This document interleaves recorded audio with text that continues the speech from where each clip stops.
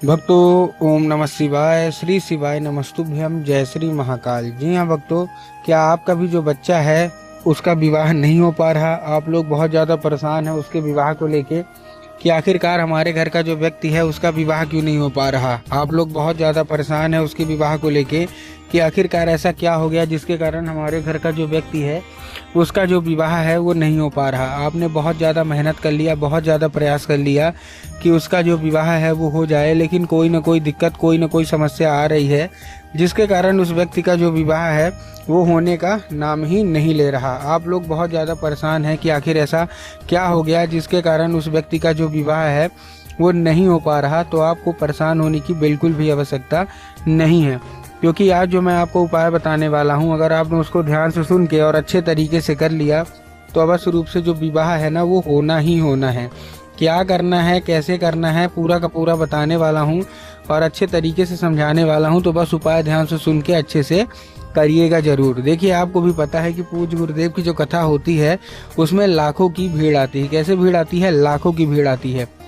और जब गुरुदेव की कथा में लाखों की भीड़ आती है तो वहाँ ज़्यादातर जो भक्त होते हैं वो क्या करते हैं, पत्र के द्वारा अपनी इच्छा और पत्र के द्वारा अपनी मनोकामना जो होती है वो गुरुदेव तक पहुँचाते हैं। तो अभी गुरुदेव की कथा चल रही थी, आज से 4 से 5 महीना पहले की बात है। गुरुदेव की कथा चल रही थी और गुरुदेव की कथा में लाखों की भीड़ आई। अब जब गुरुदेव की कथा में लाखों की भीड़ आई तो वहाँ ज़्यादातर जो भक्त थे ना, उन्होंने क्या किया, पत्र के द्वारा अपनी इच्छा और पत्र के द्वारा अपनी मनोकामना जो थी वो गुरुदेव तक पहुंचाई। अब जैसे ही गुरुदेव के पास पत्र पहुंचा और गुरुदेव ने पत्र पढ़ा तो वहां गुरुदेव ने देखा कि ज़्यादातर जो भक्त हैं उनकी क्या है, केवल और केवल एक ही इच्छा और एक ही मनोकामना है। क्या कि गुरुदेव, हमारा जो घर का एक व्यक्ति है ना इसका विवाह नहीं हो पा रहा। हम लोग बहुत ज़्यादा परेशान हैं उसके विवाह को लेके कि आखिरकार इस व्यक्ति का जो विवाह है वो क्यों नहीं हो पा रहा। हमने बहुत ज़्यादा प्रयास कर लिया, हर एक चीज़ कर ली, लेकिन अभी भी विवाह होने का नाम ही नहीं ले रहा। कृपया करके कोई उपाय बता दें ताकि हमारे घर का जो व्यक्ति है उसका विवाह अच्छे तरीके से संपन्न हो जाए।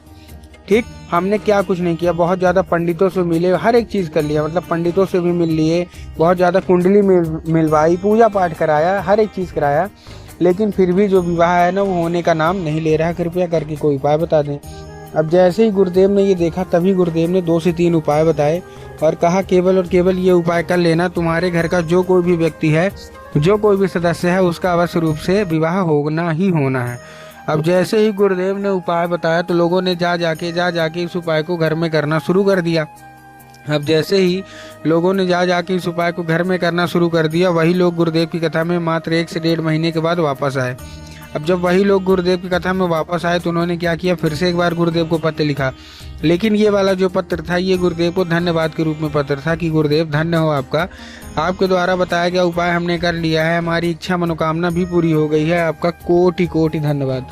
तो देखिए, जो लोग भी मेरी आवाज़ अभी सुन रहे हैं ना, अगर आपको भी जानना है कि आखिर ऐसा कौन सा उपाय है जिसको करने मात्र से इच्छा मनोकामना जो है पूरी हो जाती है, तो चलिए हम बताते हैं आपको आज के इस वीडियो के माध्यम से कि आपको करना क्या है। तो बस उपाय ध्यान से सुन के अच्छे से करिएगा जरूर। लेकिन उसके पहले चैनल पे अगर पहली बार आए हैं और आवाज़ मेरी पहली बार सुन रहे हैं तो वीडियो को लाइक करके चैनल को सब्सक्राइब अवश्य रूप से कर लें।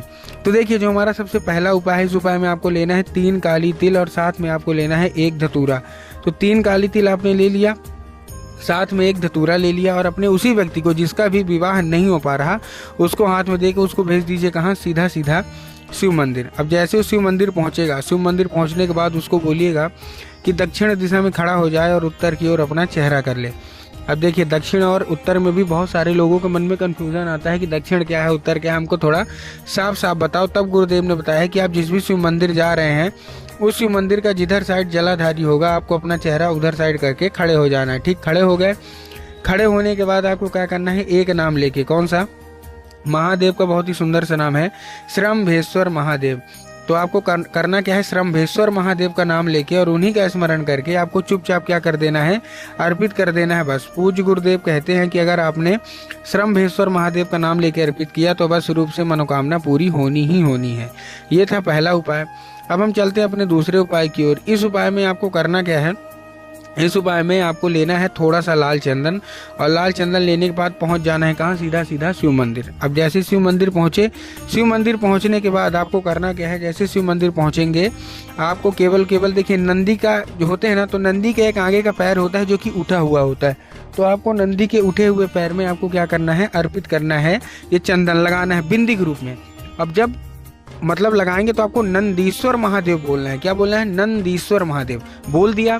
बोलने के बाद उसको औषधि के रूप में मांगिए कि हे नंदी भगवान हमको इसको औषधि के रूप में प्रदान करिए। अब क्या होगा, अब ये औषधि का रूप ले लेगा। अब आपको करना क्या है, 5 मिनट तक खड़े रहना है। 5 मिनट तक खड़े रहने के बाद वही जो आपने मतलब चंदन लगाया है ना, वही चंदन अपनी उंगली में फिर लगाना है और उसको लेके आ जाना है घर। घर आने के बाद जहाँ आप लोग सोते हो और जिधर साइड सर करके सोते हो, उधर साइड की जो दीवार होगी ना, उसी दीवार में आपको इसको अर्पित कर देना है बस। पूज्य गुरुदेव कहते हैं कि अगर आपने ऐसा कर लिया तो अवश्य रूप से आप देखेंगे कि इच्छा मनोकामना पूरी होगी ही होगी। ये था दूसरा उपाय। अब हम चलते हैं अपने तीसरे और आखिरी उपाय की ओर। अब तीसरे और आखिरी उपाय में आपको देखिए करना क्या है।